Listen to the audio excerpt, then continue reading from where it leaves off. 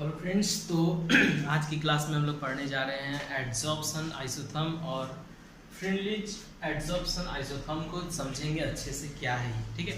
चीज़ों को अच्छे से देखना है और काफ़ी अच्छे से समझाने की कोशिश करूँगा, आपको पूरे डिटेल्स में क्लियर हो जाएगा कंसेप्ट, गारंटी।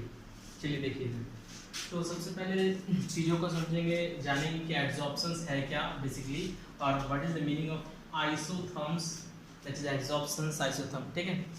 देखेंगे इधर एड्जॉर्प्शंस को पहले समझेंगे। आइसोथर्म क्या है, एक कंसेप्ट है, उसको समझेंगे। एड्जॉर्प्शन आइसोथर्म, एड्जॉर्प्शन आइसोबार, ठीक है। एड्जॉर्प्शन के बारे में आप लोग जानते होंगे, एड्जॉर्प्शन से एक सरफेस फिनोमिना है। Adsorption is a surface phenomena.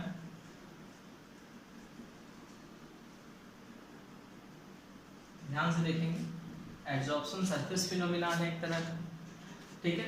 एड्जॉर्प्शंस दो तरह के होते हैं, एक फिजियोजॉर्प्शंस और एक केमियोजॉर्प्शंस। तो आशा करते हैं कि आप लोग फिजियोजॉर्प्शन और केमियोजॉर्प्शन को समझ रहे होंगे। फिजियोजॉर्प्शंस जो होते हैं वो जो एड्जॉर्प्शंस होता है वो वीक होता है, दोनों के बीच में एड्जॉर्बेंट और एड्जॉर्बेंट के बीच में जो बॉन्ड होता है, जो मतलब अटैचमेंट होता है वो वीक होता है, जो weak van der Waals force of attraction के द्वारा जॉइंट होता है। और केमियोजॉर्प्शंस में जो अट्रैक्शन होते हैं एड्जॉर्बेंट और एड्जॉर्बेंट के बीच में, वो मजबूत होते हैं। फिजियोजॉर्प्शंस जो होते हैं वो मल्टी लेयर बनाते हैं, क्योंकि वो स्पेसिफिक नहीं होते हैं। किसी भी सरफेस पे टेम्परेचर को चेंज करने से, प्रेशर को चेंज करने से वो मल्टी लेयर बना सकता है एड्जॉर्प्शंस, एक के ऊपर एक, एड्जॉर्बेंट के ऊपर एड्जॉर्बेंट के ऊपर भी आ सकता है।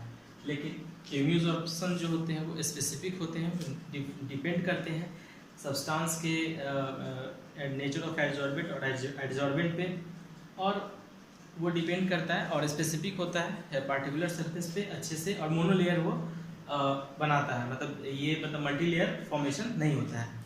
तो ये बहुत इंपॉर्टेंट है कि आप दोनों इन डिफरेंस को समझें, मेनली फिजियोजॉर्प्शंस और केमियोजॉर्प्शंस को भी, जिसको फिजिकल एड्जॉर्प्शंस भी बोलते हैं फिजियोजॉर्प्शंस को, और केमियोजॉर्प्शंस को केमिकल एड्जॉर्प्शंस भी बोलते हैं, ठीक है। तो सब आते हैं एड्जॉर्प्शंस में ही।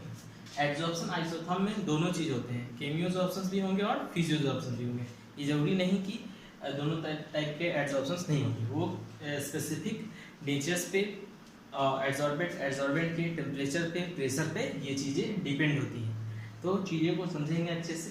एड्जॉर्प्शंस इज अ सरफेस फिनोमिना, ये सरफेस पे ये चीज़ होता है एड्जॉर्प्शंस, तो सरफेस फिनोमिना इसको कहा जाता है। क्या होता है एड्जॉर्प्शंस? एड्जॉर्प्शंस में दो चीज होते हैं, एक होते हैं एड्जॉर्बेंट और एक होते हैं एड्जॉर्बेंट। एड्जॉर्बेंट जो होते हैं वो सरफेस होते हैं, जैसे सॉल्यूट और सॉल्वेंट मिलकर सॉल्यूशन बनाता है, तो एड्जॉर्प्शन समझिए सॉल्यूशन है, और एड्जॉर्बेंट जो चीज़ हम लोग डालते हैं, सॉल्वेंट जो चीज़ एड्जॉर्बेंट है। कुछ इस तरह से समझेंगे, इसको सॉल्यूट मानो, इसको सॉल्वेंट मानो, और इसको सॉल्यूशन मानो। तो एड्जॉर्बेंट जो कि जो मतलब एड्जॉर्बेंट पे जाता है, तो adsorbent is a kind of solvent, और समझेंगे एक तरह से कि ये एक सरफेस है जो कि एड्जॉर्बेंट जनरली होता है सॉलिड, और इट में भी लिक्विड, और खास करके इसमें एड्जॉर्बेंट जो होता है मेनली गैस होता है और लिक्विड होता है, ठीक है। तो ये चीज़ आके यहाँ पे क्या होता है, सॉलिड में एड्जॉर्ब हो जाता है, जो कि सरफेस पे आता है। तो सरफेस पे जब फिनोमिनान जो चीज़ होता है उसको अभी अपने देखा कि क्या है, एड्जॉर्प्शन, तो सरफेस फिनोमिनान। तो when adsorbent comes on the surface of adsorbent, BENT, when adsorbent comes over the surface of adsorbent, this phenomenon comes over the surface of adsorbent, this phenomena is called adsorption, this phenomena is called। तो एड्जॉर्प्शंस क्या हो गया, definition क्या है, adsorbent, the adsorption is a surface phenomenon of in which adsorbent get adsorbed, ADSORBED, adsorb over the surface of adsorbent, है ना, over है specific temperature और प्रेशर, इस चीज़ को देखा जाता है, ठीक है, इस चीज़ में। तो at a specific temperature and pressure. This phenomenon is called adsorption. तो adsorption एक सरफेस phenomenon है जिसमें कि adsorbent जो है adsorbent के सरफेस पे आता है और इस पे अटैच हो जाता है, ठीक है, और ये टेम्परेचर डिपेंडेंट होता है, प्रेशर डिपेंडेंट होता है। इस चीज़ को हम लोग एड्सॉर्प्शन आइसोथर्म में देखेंगे, ठीक है, और इस प्रोसेस इस फिनोमिनन को एड्सॉर्प्शन बोलते हैं। सो सर क्लियर है, मिटाते हैं, आगे चलते हैं, ठीक है।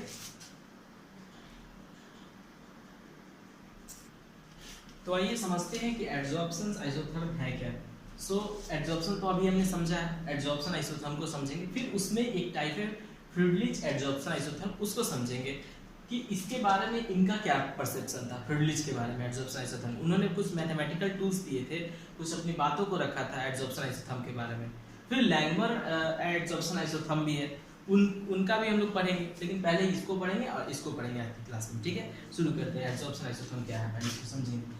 तो एड्सॉर्प्शन तो आपने समझा कि सरफेस फिनोमिनन है, एड्सॉर्बेंट पे आता है ना, at a particular temperature and pressure, this is adsorption. What is isotherm? Adsorption, iso it means होता है सेम। जब टेम्परेचर को सेम रखा जाए, दैट इज थर्म का मतलब आपको पता ही हीट होता है, तो जब टेम्परेचर रिलेटेड टर्म्स हो गया, जब टेम्परेचर को सेम रखा जाए, इट मींस कांस्टेंट टेम्परेचर रखा जाए, तब एड्सॉर्प्शन कैसा होगा प्रेशर के रिलेटेड। तो जब टेम्परेचर को कांस्टेंट रखा जाएगा तो एड्सॉर्प्शंस को कैसा, एड्सॉर्प्शन का नेचर है, उस चीज को हम लोग समझेंगे। तो एड्सॉर्प्शन आइसोथर्म्स को हम ऐसे डिफाइन कर सकते हैं कि the adsorptions of adsorbent over the surface of adsorbent with respect to pressure at constant temperature, this is called adsorption isotherm. So what about the pressure? The pressure must be at equilibrium pressure, so that pressure must be applied over the whole surface. Pressure must be applied at equilibrium condition over the whole surface of the adsorbent. Okay, so adsorption isotherm आप समझ रहे हैं, इसको हम लिख देते हैं adsorption isotherm क्या है, आप इस कंडीशन को समझेंगे। एड्सॉर्प्शंस को हम लोग extent of adsorptions x by m से डिनोट करते हैं, आप समझेंगे। x क्या है? x is the amount at mass of adsorbent over the mass of adsorbent। तो ये आपने देखा जैसे कि suppose this is the adsorbent, mass of adsorbent जो सरफेस है, और ये जो आपने देख रखा है, ये जो सॉल्यूट गैस पार्टिकल चाहे जो भी है, ये गैस या लिक्विड जो भी इस पे आया है, वो that is the mass of adsorbent. तो x by m क्या है? ये रेशियो है, ये एक्सटेंट है कि कितना एड्सॉर्बेंट पे है। तो अगर ज़्यादा सॉल्यूट अगर इस पार्टिकुलर एड्सॉर्बेंट पे है तो ज़्यादा x by m की वैल्यू होगी। अगर कम ये सब्सटेंस, छोटा छोटा सब्सटेंस जो देते हैं, अगर मान लेते हैं यहाँ पे 2 ही सब्सटेंस है, तो इसकी एक्सटेंट कम होगी, एड्सॉर्प्शन कम होगा, सरफेस खाली है। तो 2 फैक्टर्स बहुत इंपॉर्टेंट है इसके लिए, एक प्रेशर और एक कितना अमाउंट ऑफ एड्सॉर्बेंट इस पे, ये सरफेस एरिया इसकी कितनी है जिसपे एड्सॉर्प्शन हो रहा है। तो ये बहुत इंपॉर्टेंट चीज़ है, इस चीज़ को हम लोग देखेंगे।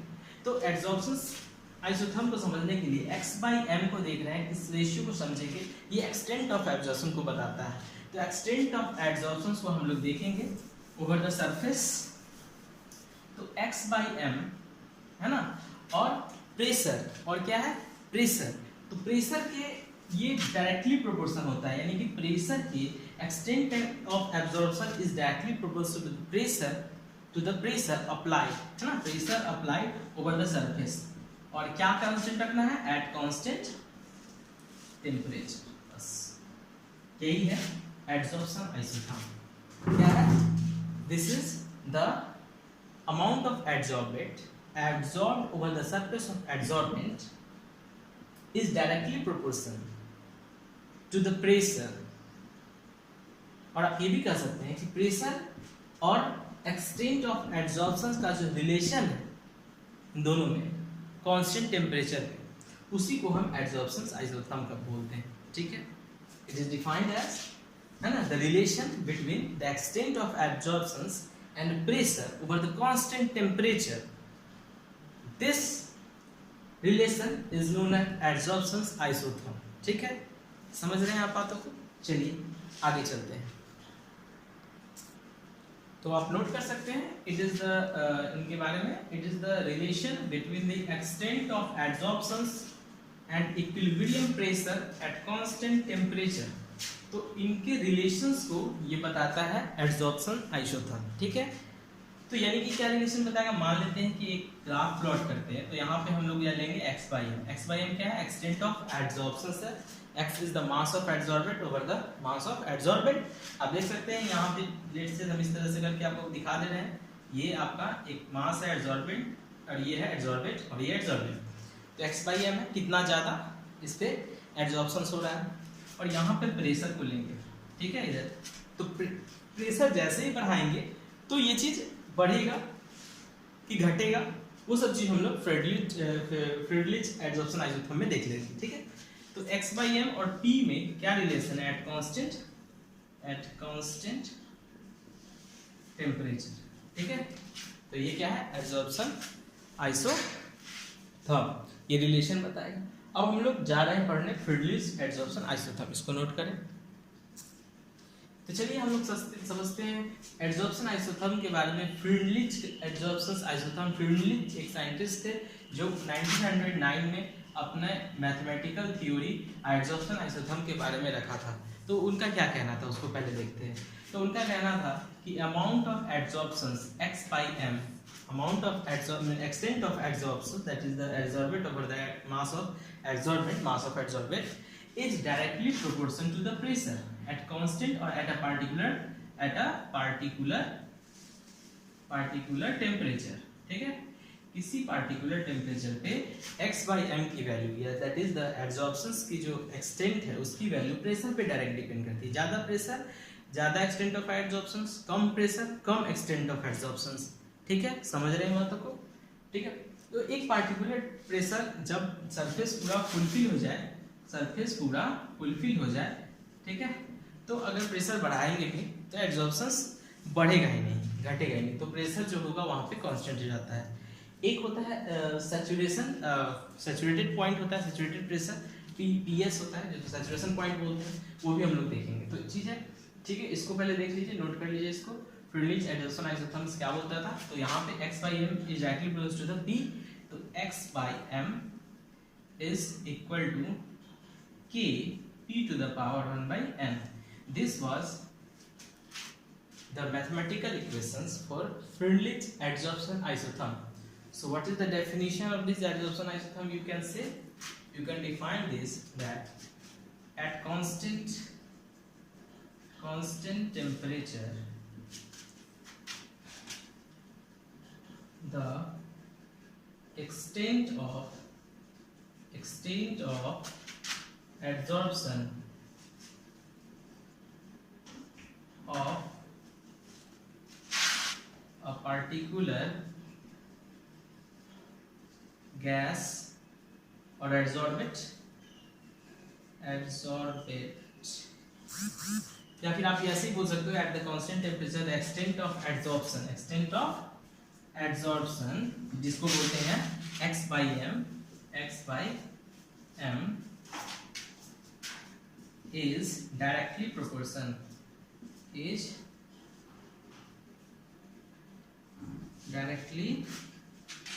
proportional to the pressure applied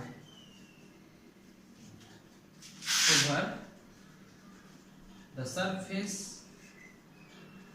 of, या फिर equilibrium pressure applied over the surface of adsorbent, ठीक है। तो ये क्या है, कांस्टेंट टेम्परेचर पे extent of adsorption is directly proportional to the pressure applied over the surface of adsorbent. Adsorbent के सरफेस पे जो प्रेशर अप्लाइड होगा उसके डायरेक्टली प्रोपोर्शनल, जितना प्रेशर उतना एड्सॉर्प्शन, जितना प्रेशर उतना एड्सॉर्प्शन। तो ये x by m is equal to k p to the power 1 by n, जहाँ पे x की वैल्यू क्या है लिख लेंगे आप लोग, mass of the adsorbent, m की value mass of the adsorbent, k is a constant which denotes the nature of adsorbent and nature of adsorbent. P is the pressure applied over the surface of adsorbent, and N is the factor whose value lies between n is always greater than 1, ठीक है, और 1/n की value जो होती है 0.1 से लेके 0.5 तक लगभग लाई करती है, ठीक है। तो इस बात को नोट कर लेंगे, value of n is always greater than must be taken greater than 1, और 1/n की वैल्यू 0.1 से 0.5 तक लाई करती है। ये सब प्रेशर का फंक्शन है, ठीक है, इसको नोट कर लेंगे, फिर आगे हम लोग चलते हैं। चलिए स्क्रीनशॉट ले लीजिए। तो चलिए हम लोग ग्राफ को देखते हैं कि फ्लूइड एडिशन आइसोथर्म पे 3 कंडीशन में ग्राफ को देखेंगे। पहला एट लो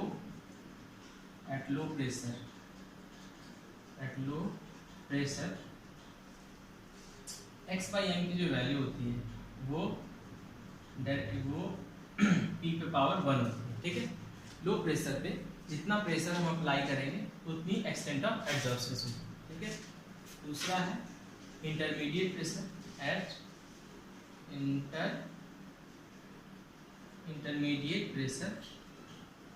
इंटरमीडिएट प्रेशर वो प्रेशर है जहाँ से थोड़ा सा हम ज़्यादा बढ़ा देंगे तो सैचुरेशन पॉइंट आ जाएगा, और उससे पहले लो प्रेशर है। यानी कि आपको ये समझेंगे कि एक ऐसे जगह पर जहाँ से मतलब कम करे तो लो प्रेशर, और जहाँ से हाई करे तो सैचुरेशन पॉइंट आ जाएगा। तो वो प्रेशर, तो ये प्रेशर जो होता है फ्रैक्शन में लाई करता है। इसीलिए हम लोग जो वैल्यू लेते हैं इसकी 1/something x/m is equal to k p to the power 1/n, जहाँ पे n की जो वैल्यू होती है वो 1 से 0 से 1 के बीच में लाई करती है, और हम यहाँ पे लेने वाले हैं 1/n की वैल्यू जो होगी वो 0.1 से 0.5 तक लाई करेगी। सो बहुत ही फ्रैक्शन में जैसे ही अगर वैल्यू बढ़ेगी 1/n की वैल्यू बढ़ते जाएगी तो प्रेशर का इफेक्ट कमता जाएगा।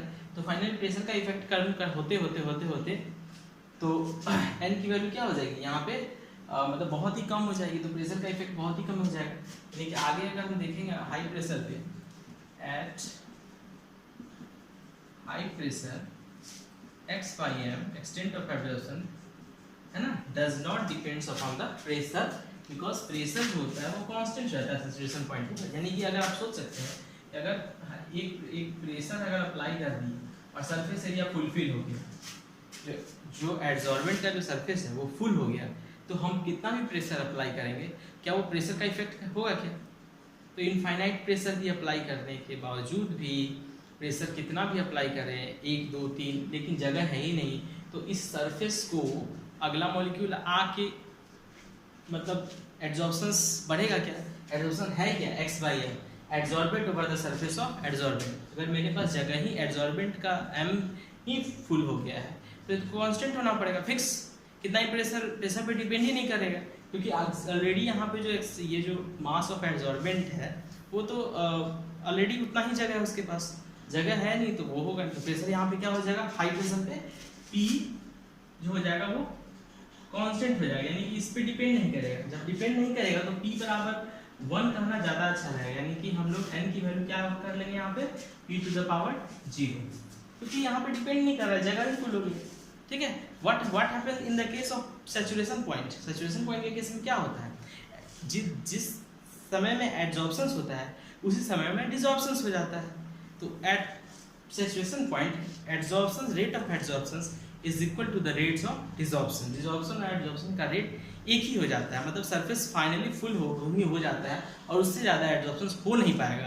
तो x/m की वैल्यू क्या हो जाती है, कांस्टेंट, इतना ही उड़ेगा फिर इतना ही आएगा, फिर इतना ही उड़ेगा फिर इतना ही आएगा। इसका मतलब है एड्जॉर्प्शन और मतलब ये फिक्स है, इससे ज़्यादा प्रेशर का काम है ही नहीं यहाँ पे। That is saturation point, that is saturation point.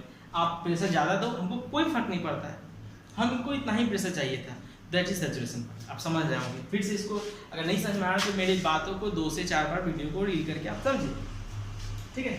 तो x/m is equal to P to the power 0 है ना, यानी कि इसका value x something to the power 0, इसका मतलब क्या होता है 1, यानी कि प्रेशर उतना ही चाहिए जितना ज़रूरत है, जब क्योंकि ऑलरेडी सरफेस फुलफिल हो चुका है। आप कितना ही प्रेशर देंगे तो इस पर जगह एक्स्ट्रा नहीं बनने वाला है, एड्जॉर्बेंट लिमिटेड है। तो तो that is x by m का वैल्यू कांस्टेंट हो जाता है। प्रेशर अप्लाई करते रहो, कोई फर्क नहीं, यानी कि हाई प्रेशर पे क्या करना होगा, प्रेशर को 1 मान के चलना होगा और कांस्टेंट ही दर्शाना होगा। चलिए हम ग्राफ इसका दिखाते हैं, ठीक है। तो देखेंगे ये ग्राफ फ्लूइड एड्सॉर्प्शन आइसोथर्म का है। यहाँ पे ले रहे हैं extent of adsorption x by m, और यहाँ पे हम लोग लेंगे प्रेशर, ठीक है। आपने देखा कि लो प्रेशर पे तो वैरी कर रहा था प्रेशर के डायरेक्टली प्रोपोर्शनल, लो प्रेशर पे प्रेशर के डायरेक्टली प्रोपोर्शनल एड्सॉर्प्शन डिपेंड कर रहा था क्योंकि सरफेस खाली था। जैसे ही प्रेशर अप्लाई हो रहा है एड्सॉर्प्शन इस पे होते जा रहा है। देखिए प्रेशर अप्लाई हो रहा है सरफेस पे, एड्सॉर्प्शन हो रहा है। तो लो प्रेशर पे मतलब स्टार्टिंग में एड्सॉर्प्शन आ रहा है धीरे धीरे इस पे, तो बहुत अच्छा एड्सॉर्प्शन हो रहा है। यहाँ पे क्या है x by m is directly equals to k p to the power 1, बहुत अच्छा। तो यहाँ से यहाँ तक हम लोग समझेंगे कि ये लो प्रेशर पे हो रहा है, ठीक है, at low pressure, at low pressure, ठीक है। अब यहाँ से मान लेते हैं इंटरमीडिएट प्रेशर, यहाँ से चेंज होता है चीज़ें यहाँ से थोड़ी मान लेते हैं, यहाँ तक ये रहा और यहाँ से चीज़ें चेंज हो रही है, मतलब इंटरमीडिएट प्रेशर। तो ये जो प्रेशर है यहाँ पे ना लो है ना हाई है, इंटरमीडिएट प्रेशर। यहाँ पे जो एक्सटेंट ऑफ एब्जॉर्प्शन होगा वो क्या होगा, इज इक्वल टू, यहाँ पे इज इक्वल टू आप डालेंगे, is equal to k p to the power 1 by n, और यहाँ पे फाइनली ये जो पॉइंट हो गया, जैसे ही ये इंटरमीडिएट खत्म हुआ तो सैचुरेशन पॉइंट आ गया, that is x by m is equal to k p to the power 0, यानी कि this point is called saturation point. समझेंगे, पीएस से इसको डिनोट करते हैं, पूछता है एग्जाम में कि व्हाट इज सैचुरेशन पॉइंट। इस सैचुरेशन पॉइंट के बाद जगह भी फुलफिल हो गया, यहाँ पे रेट ऑफ एड्सॉर्प्शन और रेट ऑफ डिसॉर्प्शन सेम हो जाता है। आप कितना भी प्रेशर अप्लाई करो, प्रेशर का कोई वैल्यू नहीं, p to the power 0 is equal to 1, pressure का कोई मायने नहीं रखता हाई प्रेशर। तो ये क्या है एट हाई प्रेशर, ये क्या है इंटरमीडिएट प्रेशर, और ये क्या है लो प्रेशर। लो प्रेशर में बढ़ता है, लेकिन एक समय आता है जब जहाँ पे एक्सटेंट जो है इससे थोड़ा कम किए तो लो, इससे थोड़ा हाई कम किए तो सैचुरेशन पॉइंट। सो यहाँ पे इसकी वैल्यू तो 0 से 1.5 के बीच तक काम करेगी, ठीक है, प्रेशर हो रहा है, एब्जॉर्प्शन हो रहा है, लेकिन फाइनली पीएस सैचुरेशन पॉइंट पे पहुंचा। अब यहाँ से ये स्प्लिट हो गया, मतलब क्या है आप जरा देखेंगे कि इस यहाँ पे जो है प्रेशर भले ही बढ़ रहा है, प्रेशर हमारा इंक्रीज कर रहा है, लेकिन एक्स बाई एम की वैल्यू नहीं बढ़ रही, बिकॉज यहाँ पे क्या हो गया, इस पॉइंट पे रेट ऑफ, यहाँ लिखेंगे इस पॉइंट पे पीएस जो है सैचुरेशन पॉइंट है, एट दिस पॉइंट लिख लेंगे, आप डिफाइन भी कर सकते हैं सैचुरेशन पॉइंट को, at this point the rate of adsorption is equal to the rate of desorption, ठीक है। और यहाँ पे जितने मॉलिक्यूल्स आते हैं उतने ही मॉलिक्यूल फिर स्किप हो जाते हैं। तो यहाँ पे समझिए कि केम्यूज ऑप्शंस होते रहता है, मोनोलेयर बनाता है, ठीक है।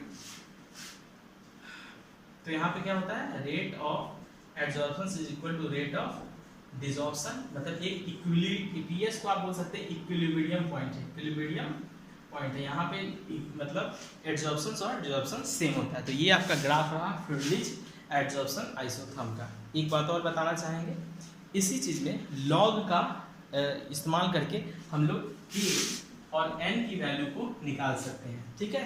तो आइए उस चीज को भी देख लेते हैं। तो आइए देखते हैं, x by m is equal to k p to the power 1 by m होता है, दोनों तरफ हम लोग लॉग लगा देंगे, है ना। Log x by m is equal to log k plus log p to the power 1 by n. 1 by n को हम यहाँ ला सकते हैं, तो यहाँ पे क्या लिख सकते हैं, 1 बाई एन लॉग पी, इस तरह से लिखा जा सकता है, हम शॉर्ट में लिख रहे हैं। अब आप इसको देखिए, ये है y, ये है c कांस्टेंट, और ये है देखो यहाँ पे ये 1 बाई एन क्या है m, और ये है x। तो इसका एक ग्राफ भी ले सकते हैं हम लोग, ठीक है। तो आप यहाँ से वैल्यू निकाल सकते हैं लॉग की मदद से, k की n की, ठीक है। तो देखिए ग्राफ में इस तरह से दिखाया जा सकता है। यहाँ पे इसको मिटा के हम लिखते हैं, ग्राफ यहाँ बनाते हैं, चलिए देखते हैं यहाँ पे ऊपर ये हो गया आपको लॉग x बाई एम, ये y हो गया एक तरह से, y is equal to m x, y is equal to m x plus c. आप जानते हैं स्ट्रेट लाइन का ग्राफ होता है। यहाँ से यहाँ इंटरसेप्ट बोलते हैं, इंटरसेप्ट सी को बोलते हैं, लॉग के हो गया, ये कांस्टेंट होता है, जैसे 3 4 5 वैल्यू होता है ना, उस तरह से कांस्टेंट होता है इसकी वैल्यू, ठीक है। जो भी आई यहाँ से वैल्यू आ जाएगी लॉग, ठीक है। फिर यहाँ से एक स्ट्रेट लाइन आता है इस तरह से, जिसको स्लोप बोलते हैं 1/n, और लॉग पी जो है, जो प्रेशर हम लोग नॉर्मल जो प्रेशर लॉग पी यहाँ लेंगे, लॉग पी इस पे लेंगे, ठीक है।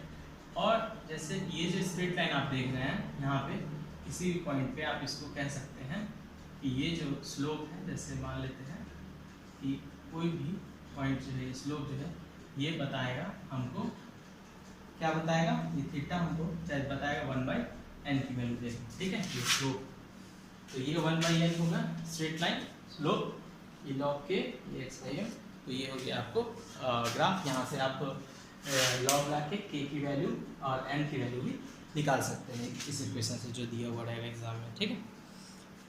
तो आप आशा करते हैं कि आप लोग को चीज़ों के बारे में समझ में आया होगा, और अगर अच्छा वीडियो लगे तो आप लाइक और सब्सक्राइब कर सकते हैं, शेयर भी कर सकते हैं फ्रेंड के साथ। धन्यवाद।